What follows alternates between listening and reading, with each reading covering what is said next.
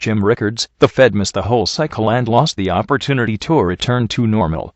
Jim has some important information to share about the Fed, including something Jim just personally learned from Ben Bernanke.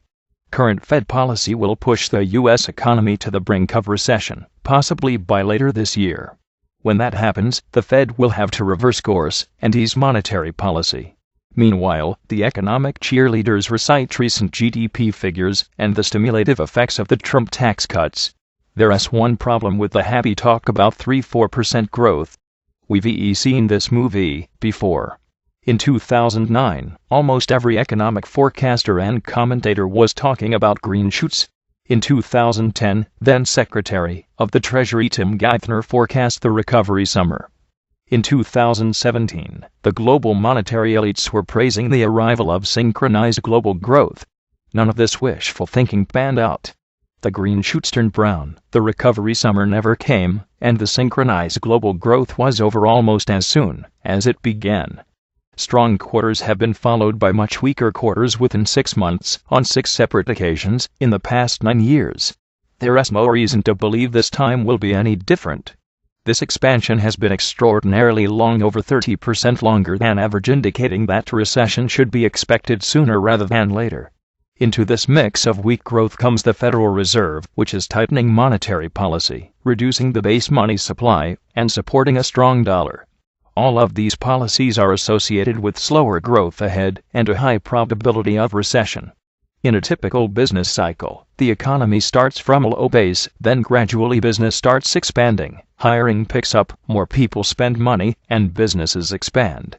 Eventually, industrial capacity is used up, labor markets tighten, resources are stretched, prices rise, inflation picks up, and the Fed comes along and says, aha, there is some inflation. We'd better snuff it. So it raises rates, usually for a full cycle. Eventually it has to lower rates when the process goes into reverse. That's the normal business cycle. It's what everyone on Wall Street looks at. And historically, they rewrite. That process has happened dozens of times since the end of World War II. The problem is that's not what's happening now. We're in a new reality. This is a result of 9 years of unconventional monetary policy. Key 1, Key 2, Key 3, Operation Twist and ZIRP. This has never happened before. It was a giant science experiment by Ben Bernanke. And that's the key. You have to have models that accord to the new reality, not the old. Wall Street is still going by the old model. The new reality is that the Fed basically missed a whole cycle. They should have raised rates in 2009, 2010, and 2011. Economic growth was not powerful. In fact, it was fairly weak. But it was still the early stage of a growth cycle. If they had raised rates, many would have grumbled, the stock market would have hit a speed bump. But it wouldn't have been the end of the world. We'd just had a crash. But by the end of 2009, the panic was basically over. There was no liquidity crisis. There was plenty of money in the system. There was no shortage of money and interest rates were zero. They could have tried an initial 25-point rise but didn't. This isn't Monday morning quarterbacking, either. I was on CNBC's Squawk Box on August 9th. The host turned to me and asked, "Jim, what do you think the Fed should do?" My response was, they should raise rates a little bit, just to say they were going to get back to normal. Of course, that never happened. Now we're at a very delicate point, because the Fed missed the opportunity to raise rates all those years ago. They were trying to play catch-up, and its June rate hike was the 7th rate hike since December 2015. Economic research shows that in a recession, they have to cut interest rates 300 basis points or more, or 3%, to lift the economy out of recession. I am not saying we are in a recession now, although we could be close, much closer than many think. But if a recession arrives in a few months, how is the Fed going to cut rates 3% if they are only around 2%? The answer is, they can't. So the Fed is desperately trying to raise interest rates up to 300 basis points, or 3%, before the next recession, so they have room to start cutting again. In other words, they are raising rates, so they can cut them. And that's what Wall Street doesn't understand. It is still operating from its old assumptions about the business cycle. Wall Street thinks the Fed is raising rates because official unemployment is low, and the economy is strengthening. But as I just explained, that is not the reason at all. The reality is quite different. The Fed is hiking rates because it is desperate to catch up with the fact that Bernanke skipped a whole cycle in 2009, 2010, and 2011. So as usual, Wall Street is reading the signals exactly backwards. The Fed is actually tightening into weakness. So now what? After June's hike, the Fed still has 4 rate hikes to reach 3%. It will likely raise rates at this month's meeting as well, which kicks off in 2 weeks. But at this rate, the mission won't likely be accomplished until June 2019. What would cause the Fed to back off? Any of 3 conditions. Number 1 is a market meltdown. If the stock market sells off 5%, which would be over 1,000 points on the Dow, that would not be enough to throw them off. But if it goes down 15%, that is a different story. Ben Bernanke actually told me that not long ago. Now, if the stock market falls 10% again like it did in February, the Fed will pause. It won't raise, but it won't cut either at that point. Markets are getting complacent again and are not expecting any sudden moves to the downside. But it is when markets are most complacent that sudden drops are most likely. August 2015 and January 2016 are good examples. Another drop could be right around the corner. The second condition is if job creation dries up. Now, job creation does not have to fall dramatically. If you see jobs go below 75,000, the Fed may pause. The third condition is disinflation.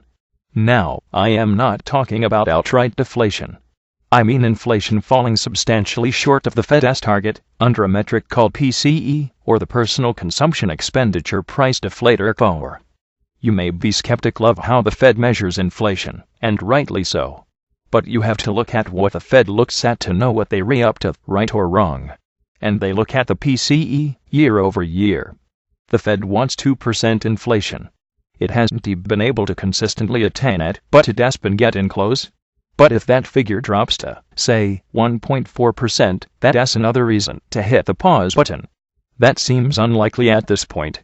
Unless any of these 3 conditions materialize, the Fed intends to raise rates 4 times a year, every other meeting, until the middle of 2019.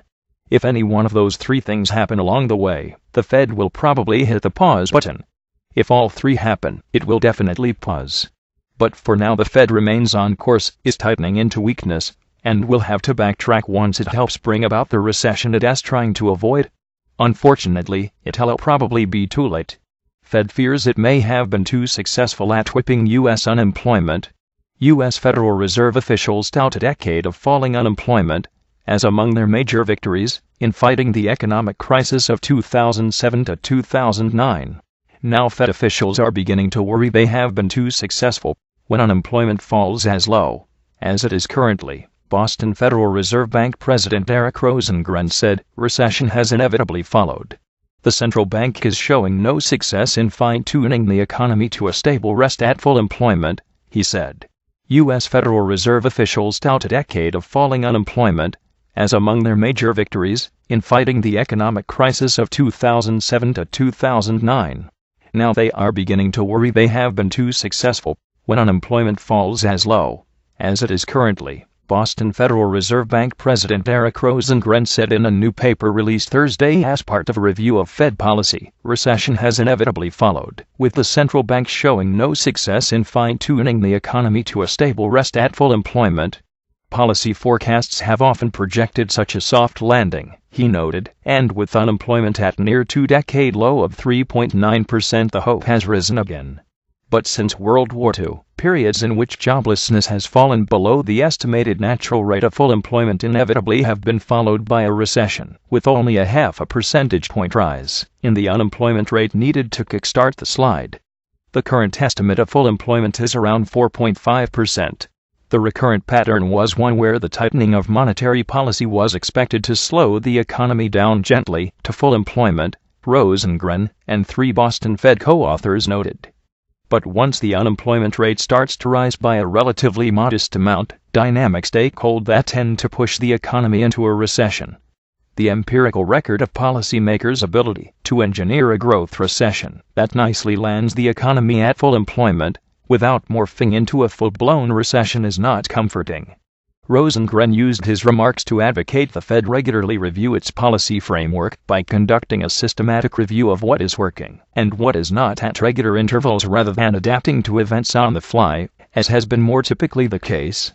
The Bank of Canada, for example, conducts such a review every 5 years. But his comments about the inability of the Fed to sustain long periods of low unemployment without a follow-on recession reflect a spreading sense among U.S. central bankers that the economic landscape may be shifting under their feet. On Wednesday, Fed Governor Lael Brainard, among the more cautious of policymakers regarding past rate hikes, said she now feels rates may need to keep rising for another year or two as stronger growth takes hold. In research also released Thursday, former Fed Chair Ben Bernanke said, one failing of the Fed in the crisis era was that its models of the economy did not include many of the credit and financial dynamics that made the last recession so bad. Building those dynamics into new analytic tools would, in effect, weave more of an emphasis on credit markets into the central bank's outlook.